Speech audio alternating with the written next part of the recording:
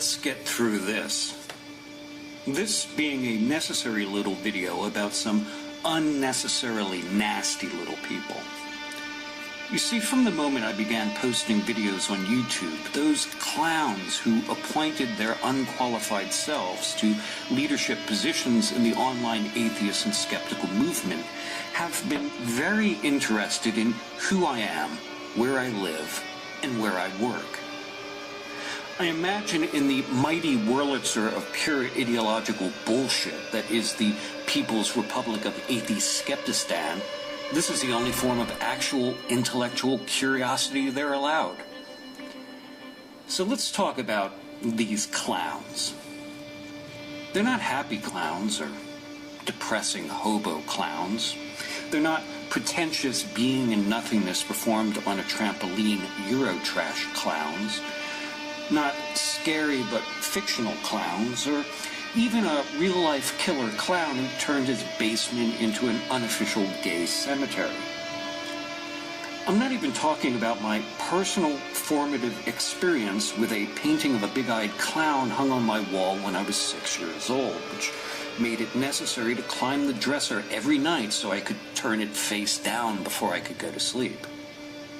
Seriously, that shit still creeps me out. I'm not even going to talk about the only clown I like and respect.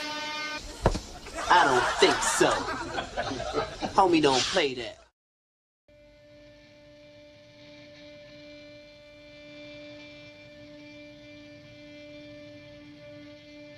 No. First off, I have to tell you about this clown. You know, the human brain is a female brain that has been damaged by testosterone at various stages in his life.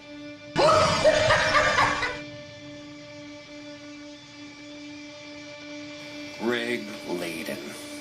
Now, Layden's activities are usually so poorly executed and overtly creepy, and he's been so enthusiastic in his harassing and threatening of people, with all the dedication of Wile E. Coyote catching roadrunners, that even the awesome social justice greater good ad hoc immunity field couldn't provide cover for his brand of pathological incompetence. When he's not doxing and harassing people and then filling some sad psychological need by openly bragging about it just so everyone knows what a badass he thinks he is, Layden is just semi-literate enough to claim to be a Harvard-educated anthropologist, and he tells stories about his time spent in the Congo region of Africa. I'm sure they miss him there, if only because just north, even Nigerian 419 scam artists need someone to look down on.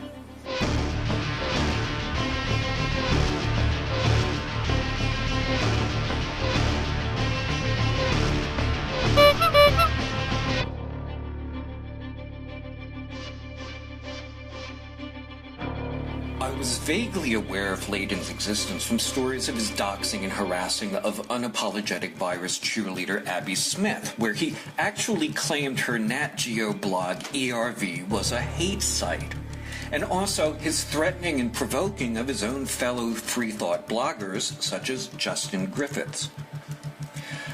However, Layden, despite his rampant egomania, exists within the bullying food chain as little more than a joke. As I said, the guy is Wile E. Coyote, and so thus far his overblown ego and overestimation of his own cunning hasn't worked out all that well for him. Wile E. Coyote, super genius.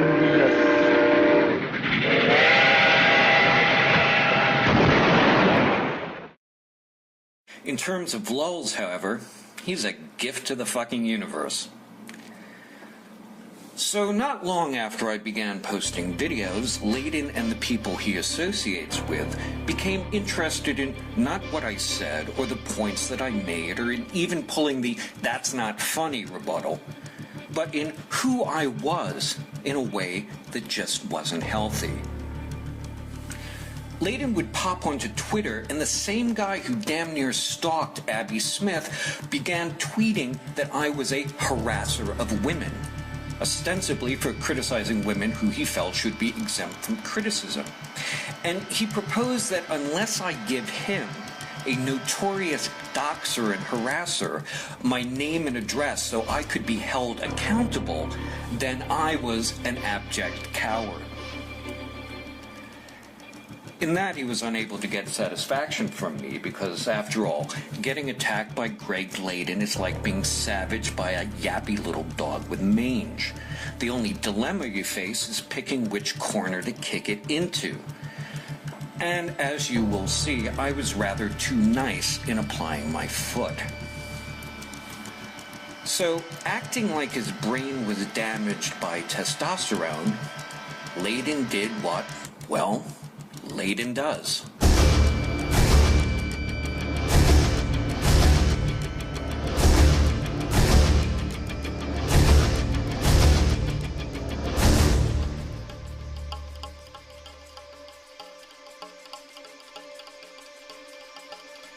Apparently, Layden found some information from one of a couple of old doxings from about 2005. I'm not sure if he was cribbing off some right-wing eliminationists or some butthurt members of the now-defunct Project for the Old American Century Forum, but I consider those matters long since closed. He managed to dig up an old Democratic Underground post where a person who made the error of pointing out that my then-wife would be easy to spot, apparently unaware of all the ways I could interpret that remark, reacted badly to my heartfelt offer to hunt him down like vermin should anyone ever make good on that threat. Once again, Layden is totally against the harassing of women, except, of course, when it's women who he thinks has it coming, either through their own actions or association with someone like me. Now, through the JREF, I communicated a long time ago with the person who wrote that long-expired Democratic Underground post, and we have no hard feelings. I know, it's shocking, but people get all pissed off and say dumb shit they don't really mean in the middle of internet flame wars. You know, I was almost tempted to put up a picture of my ex-wife when she was recovering from a resection following colon cancer, but I realized doing so might give people like Layden the impression that she's now fair game. So just picture this. A 97-pound woman who graduated from Beijing University, did her time in the People's Liberation Army, and got her MA at Johns Hopkins, talking from a hospital bed, a phone against each ear and her BlackBerry on her lap, still conducting business for the K Street LLC she works for. In other words, I'm not worried about her because she would chew Layden up and in bed spat out bone fragments into the wall. But the other danger of doing that is, of course, that according to the Atheism Plus crowd, everything a detractor says must be viewed in the worst possible light. So my referencing my ex-wife would be interpreted not as Greg Layden and his fellow travelers potentially harassing a cancer survivor. No, we would get a blog post from Ophelia Benson, 95% of which would be cut and pasted quotes from other people, accusing me of being cynical and using a cancer survivor for my own nefarious ends. You just can't win. The other people who just can't win are the poor, unsuspecting family living at that address, incorrectly tied to me, who will now fall under attack from a crack squad of Freethought blog commandos, when and if they get around to it. Instead of getting all bent out of shape over Layden doing what he seems psychologically compelled to do, I did get my revenge of sorts by hitting him right in the soft spot, which is not only right between his ears, but also at his fragile little ego. One of the few things Greg Layden has to be proud of is a crappy little vanity ebook he has listed on Amazon.com. Suffice to say, Greg Layden writes like penguins fly. Honestly, if you took a handful of those magnetized poetry word tiles you can buy in actual bookstores and flung a handful of them at your refrigerator, what stuck, even if some of the words landed upside down, would make a lot more sense than Layden's syntax. At one time, the book had but one 5-star review, and that simply stank of quid pro quo. All I did was draw attention to Layden's work and encourage people to write honest reviews. As those subsequent reviews reveal, Layden was forced to offer people free copies of the book, a $4.99 value, in an attempt to buy positive reviews. Eventually, Layden tried to give the impression that he was waving the white flag, assuring me that he was done harassing me, apparently because he's capable of doing basic cost-benefit analysis. But he added the bizarre caveat that he was unable to control his allies who might harass me. All this means is that, within the echo chamber, Layden did a handoff. Generally, the first handoff goes to ardent Layden supporter Stephanie Zvan. Zvan found her little slice of victimhood in a one-off tweet I did mocking the odd symbiotic relationship between her and Greg Layden with reference to the Layden-Zvan sex tape, which linked to a cheesy little GIF animation of a little dog enthusiastically humping a cow who barely notices he's there. Of course, for the purposes of narrative formation, Zvan tried her best to make it seem as if I'm really claiming there's a Zvan-Layden sex tape, rather than just a GIF animation. If there was a Layden-Zvan sex tape, I imagine it would be like a weaponized version of the VHS tape in The Ring, and it wouldn't take nearly 7 days to kill you. Anyway, failing that, she launched into an entire post entitled "Still Not Disagreement," in which she attempted to make the case of how obsessed I was with her by going through my tweets with a fine-tooth comb and picking out tweets divested of context and often having nothing to do with her to show what a vile little person I was. One of my most ominous and terrifying tweets, of course, was my threat of using nuclear weapons. All of which led to a shitload of discussion about absolutely nothing and raises the question, how many Freethought bloggers does it take to change a light bulb? Answer, stop threatening me. But note this part of the narrative formation. What Zvan objects to is that I'm mocking her rather than disagreeing with her with all due respect she thinks she deserves, conveniently ignoring the fact that, as far as I'm concerned, she isn't due any respect. Zvan's support for Layden seems to be absolute and unconditional. However, Stephanie Zvan is an asshole in her own right. If you recall, the thing that got me involved in the Great Schism and that I based my first video on was when a group of Atheism Plus supporters, which included Atheism Plus forum member Sitar and the now infamous Sasha Wiley Shaw, who descended on John the Other in Vancouver, box cutters in hand and bullshit rationalizations at the ready, to deny him the right to post flyers promoting human rights for all, including men, which they regarded, as usual, as hate speech. Most people who actually give a shit about the opinions of others would distance themselves from that kind of goon squad mob action. But Zvan distanced herself from that kind of behavior in the same way she distances herself from Layden's doxing and harassment, by wholeheartedly supporting it.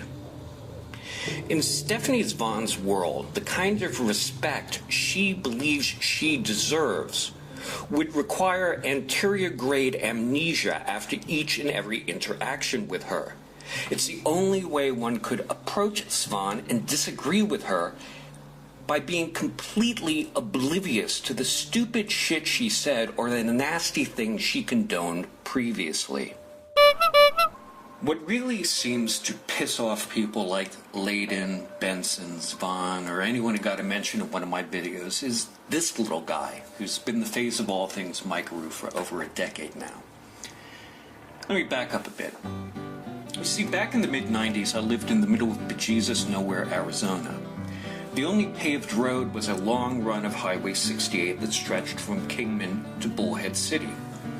My then girlfriend and I had a bunch of dogs, which wasn't that difficult to do because for some sick reason, transients, snowbirds, just soulless fuckers were always abandoning their dogs along that road.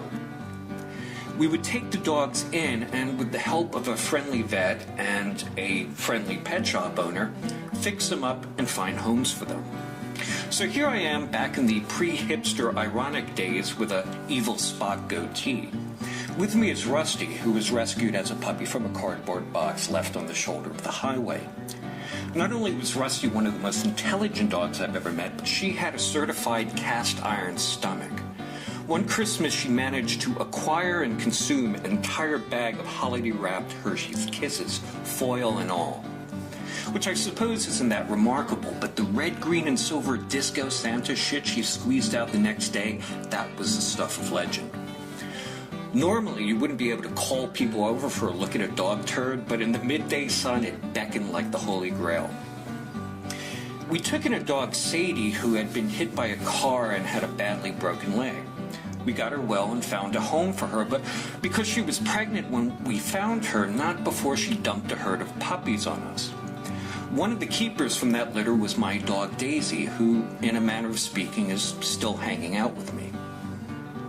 So anyway, one day back then, my girlfriend looks out the window into the yard and asks, "What in hell's name are the dogs playing with?" You see, we lived adjacent to Bureau of Land Management land used by welfare ranchers to raise cattle. In terms of resources and success, raising cattle in that desert made about as much sense as growing oranges on Mars. At best, it cut a couple of steps out of curing beef jerky. Often, very often, the cattle would fail to thrive, and then you could smell the sickly sweet stink of a non-thriving cattle rotting somewhere off in the scrub. So the dogs are rolling something around, running with it, stealing it back and forth. My first impression was that it was some sort of completely trashed Nerf football, the cover weathered down to the pink foam insides. Except footballs don't have eye sockets. They had recovered the putrid, mostly defleshed, and jawless skull of a cow, and they were having such a wonderful time with it, no one, least of all me, had the heart to take it from them.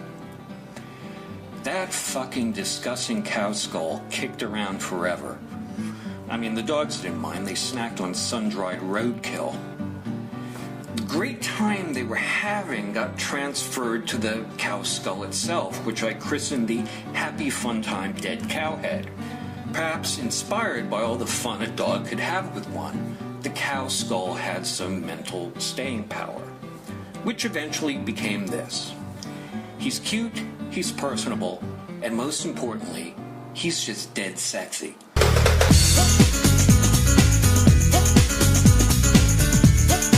So, there's that. Also, there's a perfectly innocent reason why the little guy is holding a knife behind his back. Namely, killing hitchhikers with a ball-peen hammer is far too messy. Word. Anyway, hold on to the thought of bizarre canine behavior, because I'm going to come back to that. Now, most people don't care if you write and critique anonymously or behind a pseudonym, because what's supposed to be important is the argument itself, not the person making it.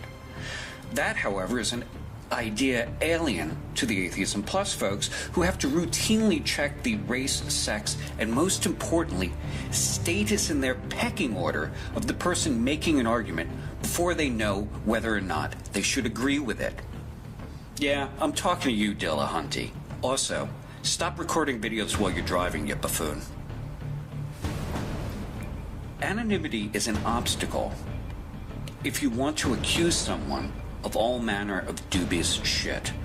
Being a misogynist, a rape apologist, a stalker, a communist sympathizer, or a witch.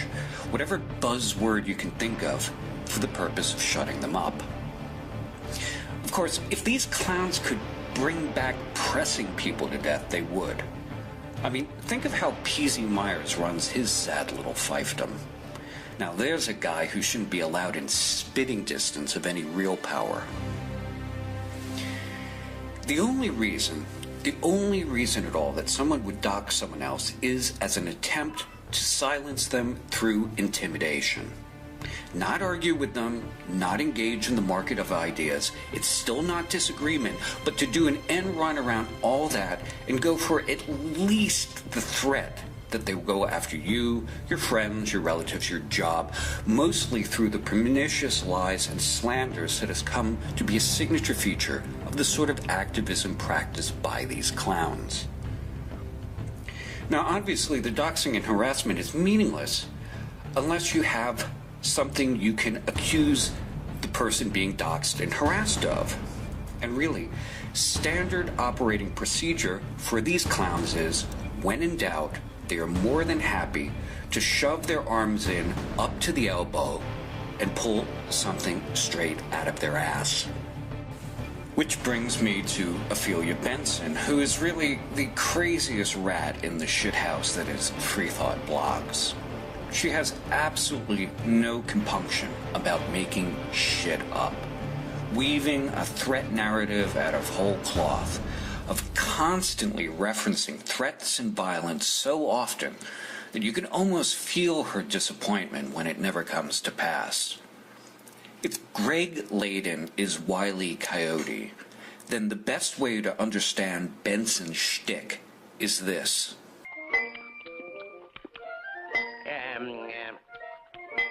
What's all the hubbub? Bub. These blockbuster bombs don't go off unless you hit them just right. Way back in October, from the moment I got on Ophelia Benson's radar, she started doing what, well, she does, which is constructing entirely bogus threat narratives. Here she is in Twitter with a couple of minions, Aratina Cage, who runs a Twitter mass blocking campaign that exploits the Twitter spam algorithm, resulting in critics having their accounts suspended, and Ulan, who is a slimy little shit. It's Aratina Cage that really stretches it, describing my videos as personalized terrorism, whatever that means. Ulan thinks I'm paranoid for registering my domain mykeru.com without using my real name. Obviously, someone whose real name is apparently Ulan would find that suspicious. I'm not sure which video they're talking about, perhaps the Atheism Plus Social Justice update where I reference Rebecca Watson's Humanists of Florida speech, nor are they clear about what threats I supposedly made in that video.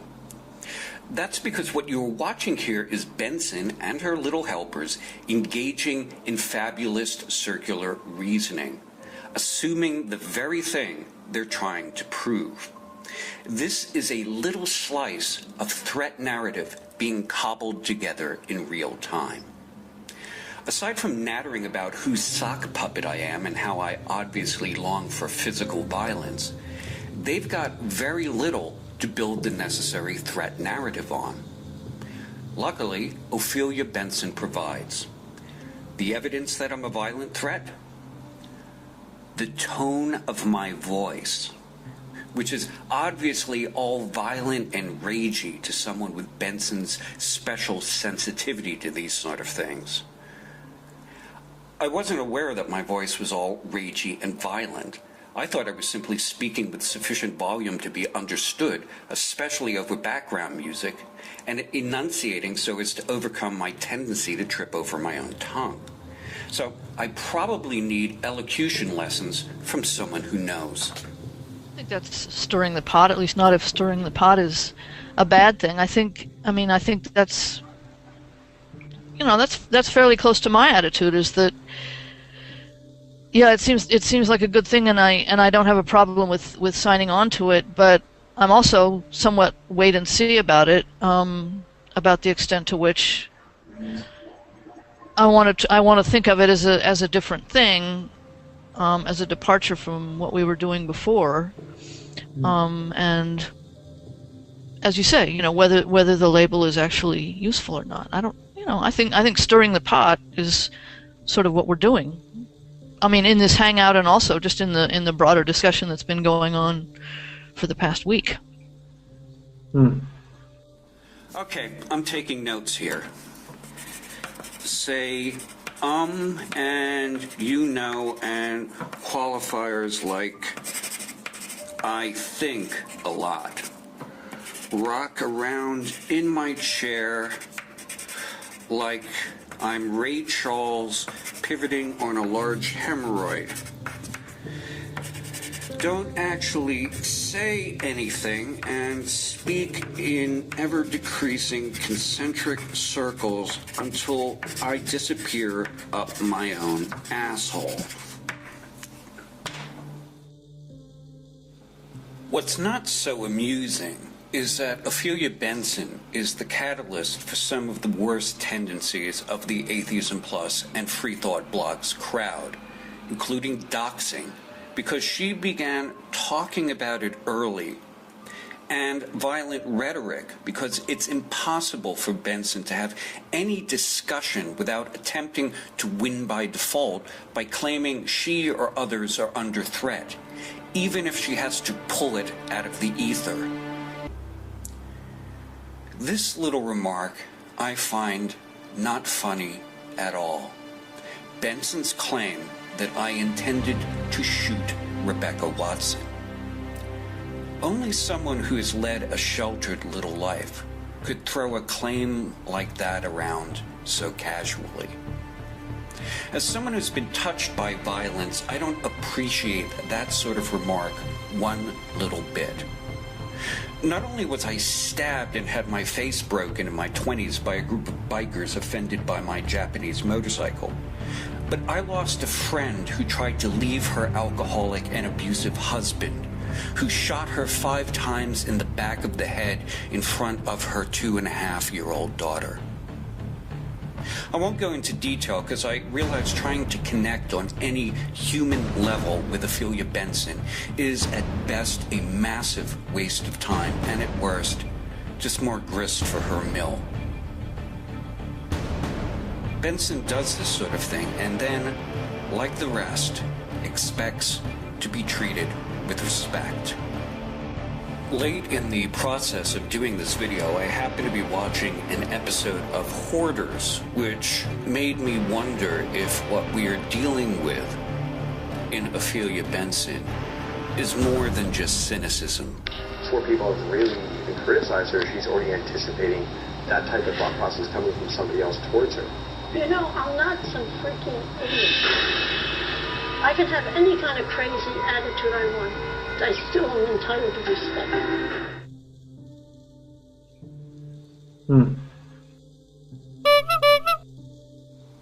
In choosing between cynicism and neurosis, why not both? The threat narrative is essential to the way the clown car operates, and the threat narrative clown horn they continually honk is not only capital, but cover. The threat narrative assures freethought bloggers and skeptics of their own importance and value and distracts from the fact that they really aren't doing much of anything. There's always a guy in the gym who's grunting loudest over the least amount of weight. Often there's a direct connection between high volume and how paltry the effort. If people are doing great things, shaking things up, bucking the status quo, then, of course, there will be outcry and there will be under threat. However, if they're mostly doing jack shit, then the threat may have to be manufactured outright.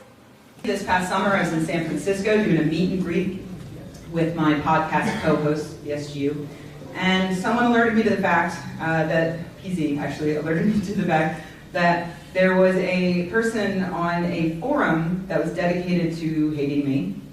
And she was saying that she planned to attend the event in San Francisco and that she planned to approach me and accost me in some way. I just forwarded the information to the event organizer and they immediately took her name off the wait list. I recently learned that another stalker of mine, a man who runs a blog and a Twitter account called Elevator Gate, lives in Florida, not too far from here. I got in touch with the humanists and they listened to my concerns and they said, you know, we're going to keep you safe. We're not going to let this person in.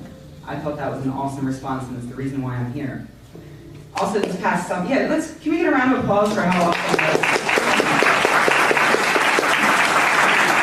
was? What's notable about the mastery of the threat narrative, as shown by Rebecca Watson, is that almost nothing she recounts is actually true. The forum she mentions is the Slime Pit, which originated in no small part due to Greg Layden's doxing and harassing of Abby Smith. To say the Slime Pit is dedicated to hating Rebecca Watson is like saying the sole purpose of the gay and lesbian alliance is to piss off Fred Phelps.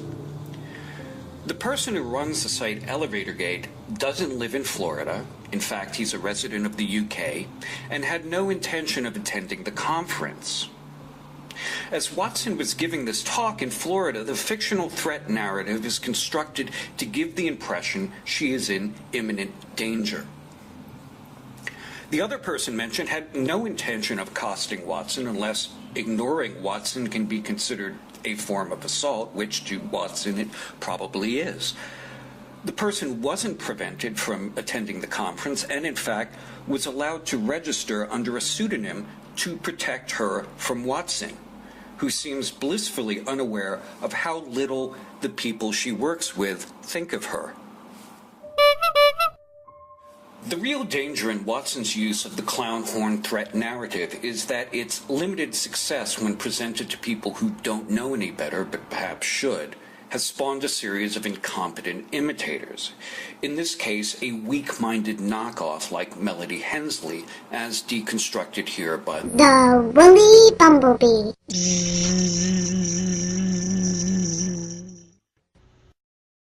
Melody Hensley has recently embarked on a preemptive strike on Twitter against anyone she thinks may harass or threaten her.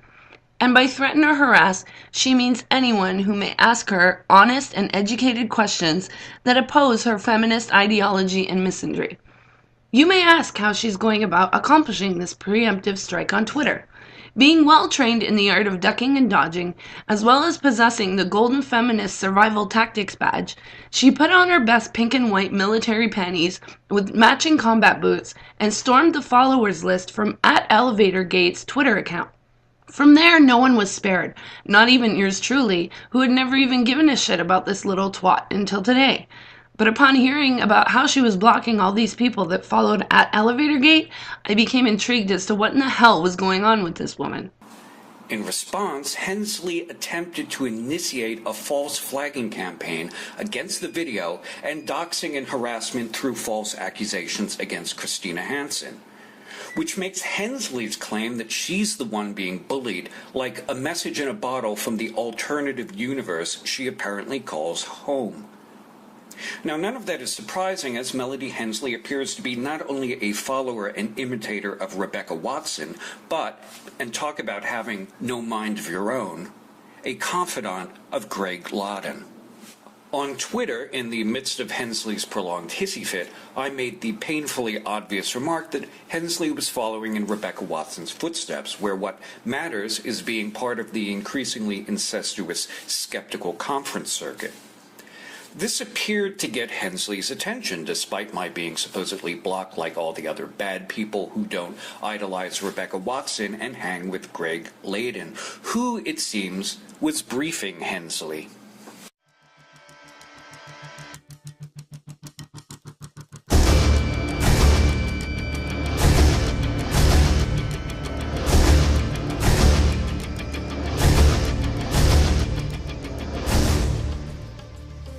As Melody Hensley decided to be familiar with me on a Greg Layden and or Ophelia Benson approved first name basis, I decided to be familiar right back. That may have been a tactical error, because no sooner had I made that remark, all Hensley's following creepiness was continually interrupted by a fellow Center for Inquiry member who, like Hensley, was in no way operating in his official capacity at CFI to give me grief about calling Hensley fat. Later, Hensley claimed that she gained weight while being sick and bedridden for 3 months. I have no idea if this is true, having only seen Hensley in person years ago, and she was about the same size back then. Also, when I lived in Arizona, I got a bad case of giardia from the water we had to have delivered to a 3,500-gallon tank. Thing about giardia is that it gives you the shit so bad that at first you think you're going to die.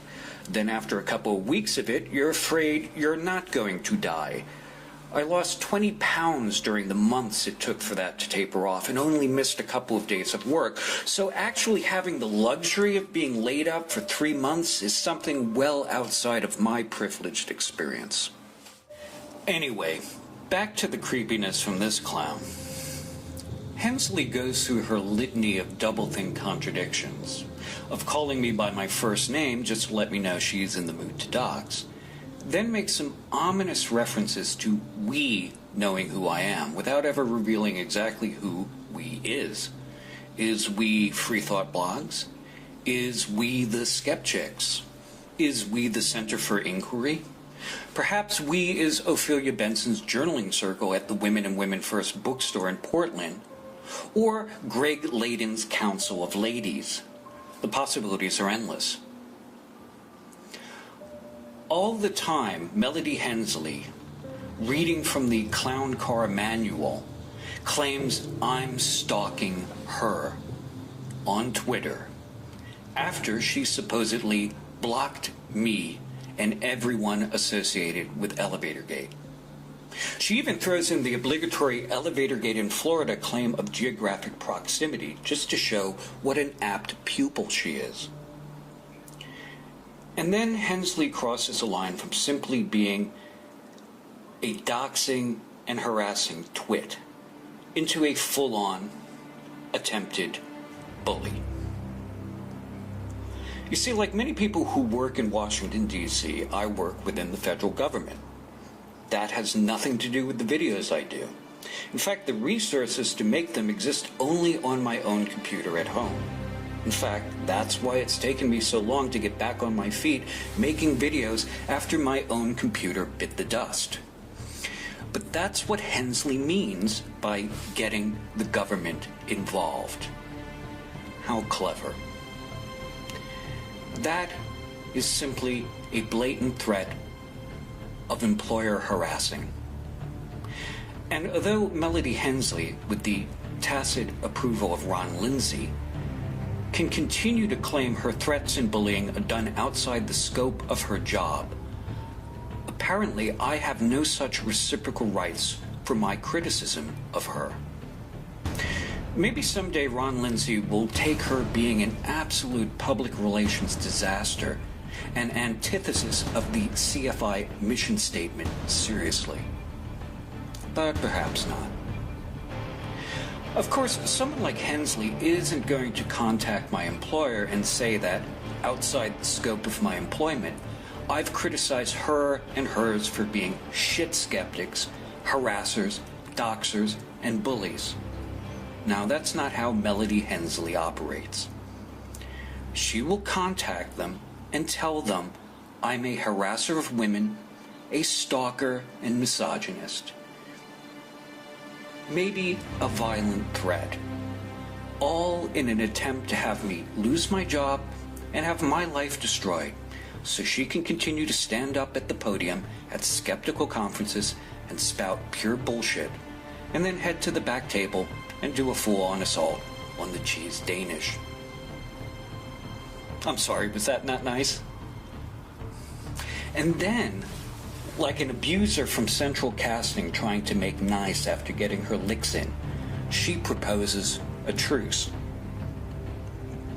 Does she mean a truce like with Justin Bakula, who she's still actively trying to prevent from attending the Women in Secularism conference through smears and innuendo, even though it's the stupidest, most petty thing she could do? Does she mean like the truce with the anti-vaxxer she prevented from attending a CFI talk because he made her feel uncomfortable? That kind of truce? But here's where it really gets weird. After Hensley did her doxing and threats, I answered her with this unequivocal response. She responded with this bright and chirpy little happy asshole response, which shows that she's not quite ready to drive the clown car all by herself. Luckily, help was at hand. After she and Greg Layden made their Twitter accounts private, apparently belatedly realizing that people can read their tweets while they're plotting, Melody Hensley re-emerged hours later to give me this tweet after I had already told her goodbye. Well, she's still learning. The question is, will Hensley or any of them make good on their threats? Well, after this video, definitely. Hensley, all of them in fact, are so petty and their egos so fragile that they can only abide unquestioning acceptance of their dogmatism, demand respect they haven't earned, and if earned, subsequently squandered, and on a good day might accept at bare minimum the tacit approval of silence. Criticism and consequences? That's for other, less enlightened people. Through the inimitable Frank Hoggle and the website Gray Lining, here's what you can expect from Layden, Benson, Watson, Hensley, and all the tooting little clowns in their clown car when you engage with them. First, they are habitual liars that will modify reality to suit them on a daily basis. I would qualify that. They will modify reality 30 seconds at a time to suit them. They are subject to Meyer's Law, where anything you communicate will be misinterpreted and used against you by any means possible. But most importantly, they are vicious, amoral sociopaths that can and will seek to harm you, your family, or your friends, personally and professionally, by any means available. They have no capacity for civilized response to either criticism or satire, and this is usually the only way they know how to respond. So I've got one more dog story for you that maybe will help you make sense of what's going on here. Back in Arizona, Rusty, being the smart one, would flush out the jackrabbits, and Daisy, who was incredibly fast and agile, could run them down even when they had a head start. Their teamwork decimated the local bunny population. One day I'm at work and I get a message from my girlfriend. When I call her back, she says, without any preamble, "You can wash your own dog." Well, okay. See, apparently Daisy the Great Hunter came across some still juicy cow remains, and being a dog, thought the best thing to do when faced with a cow carcass burst open by decomposition gases was to roll in it. When I got home, she was sitting by the front door, her back just matted with tacky, half-dried, rotting gore, entirely pleased with herself and patiently waiting to get back into the house. Daisy thought she was the most wrong dog on earth when I turned the hose on her. You see, dogs roll in dead things. Dogs roll in shit. It's not because they particularly like the smell, but when you fancy yourself a predator, you'll use whatever camouflage is available. And smelling like shit or dead things rather than like a predator is one form of camouflage. Normally, people wouldn't spray white-tailed doe urine on themselves, but if you're hunting bucks, there's an advantage to smelling like a doe rather than smelling like a Coors tall boy. You don't even have to worry about staying upwind. In fact, you kind of want what you're hunting to get a whiff of you. Or so I'm told. I've never hunted, ever. For predators, the trick is to look, sound, or even smell like something other than a predator. A doe, a dead thing, even a turd. And then they can, in the olfactory sense, hide in plain sight.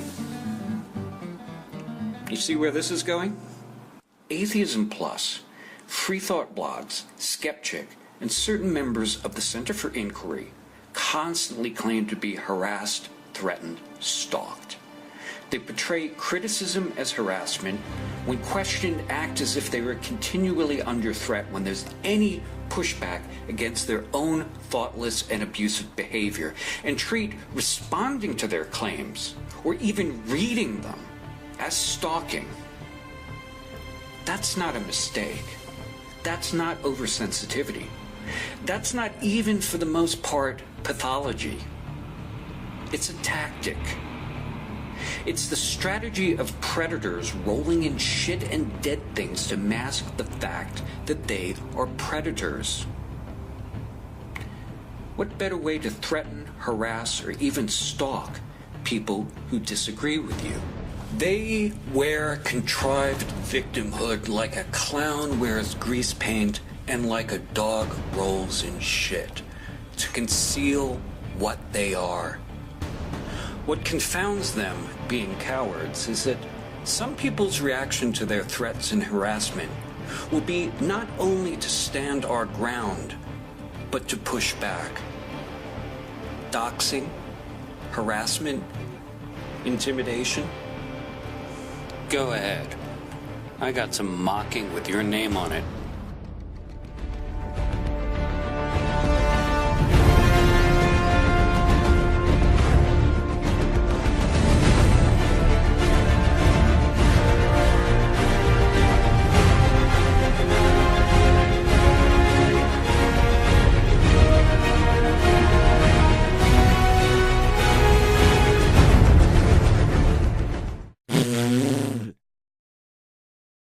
Homie, don't play that.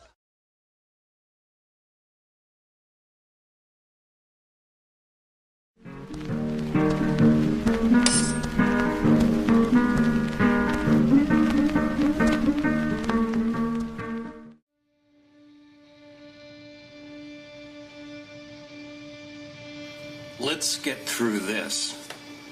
This being a necessary little video about some unnecessarily nasty little people. You see, from the moment I began posting videos on YouTube, those clowns who appointed their unqualified selves to leadership positions in the online atheist and skeptical movement have been very interested in who I am, where I live, and where I work. I imagine in the mighty Wurlitzer of pure ideological bullshit that is the People's Republic of Atheist Skeptistan, this is the only form of actual intellectual curiosity they're allowed. So let's talk about these clowns. They're not happy clowns or depressing hobo clowns. They're not pretentious being and nothingness performed on a trampoline Eurotrash clowns. Not scary but fictional clowns, or even a real fellow Freethought bloggers such as Justin Griffiths. However, Layden, despite his rampant egomania, exists within the bullying food chain as little more than a joke.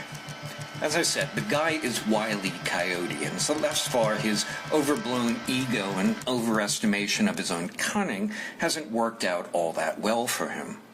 Wile E. Coyote, super genius.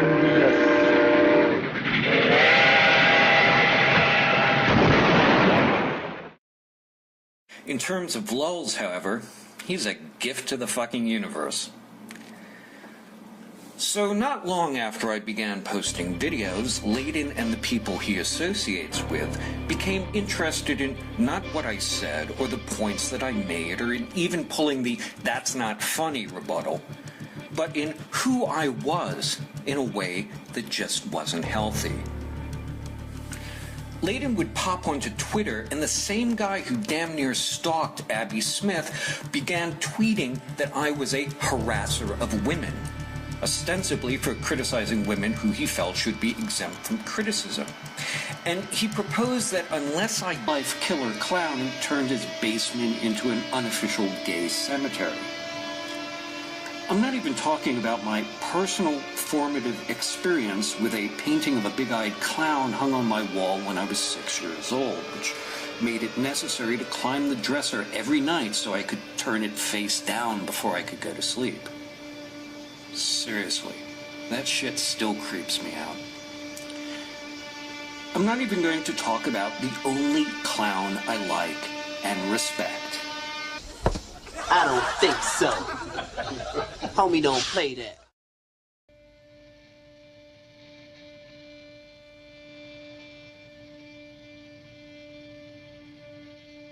No. First off, I have to tell you about this clown. You know, the human brain is a female brain that has been damaged by testosterone at various stages in his life.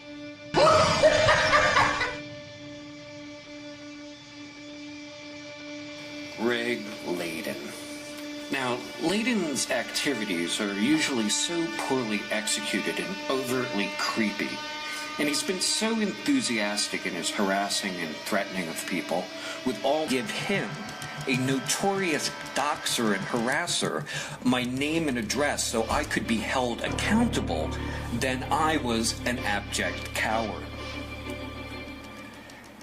In that, he was unable to get satisfaction from me because, after all, getting attacked by Greg Layden is like being savaged by a yappy little dog with mange.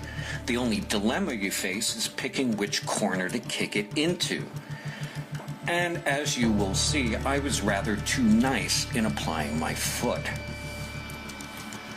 So, acting like his brain was damaged by testosterone, Layden did what, well, Layden does.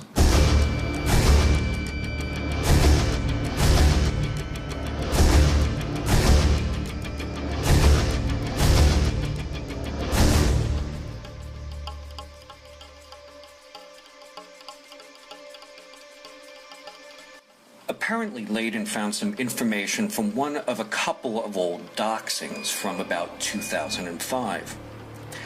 I'm not sure if he was cribbing off some right-wing eliminationists or some butthurt members of the now-defunct Project for the Older Dedication of Wile E. Coyote Catching Roadrunners, but even the awesome social justice, greater good ad hoc immunity field couldn't provide cover for his brand of pathological incompetence.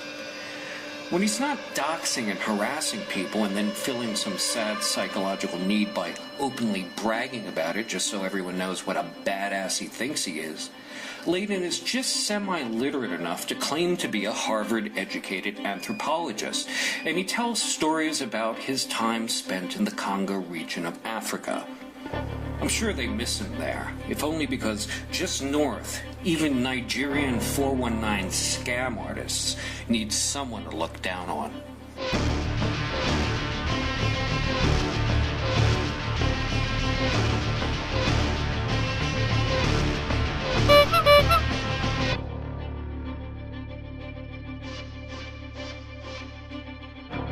I was vaguely aware of Layden's existence from stories of his doxing and harassing of unapologetic virus cheerleader Abby Smith, where he actually claimed her Nat Geo blog ERV was a hate site, and also his threatening and provoking of his own fellow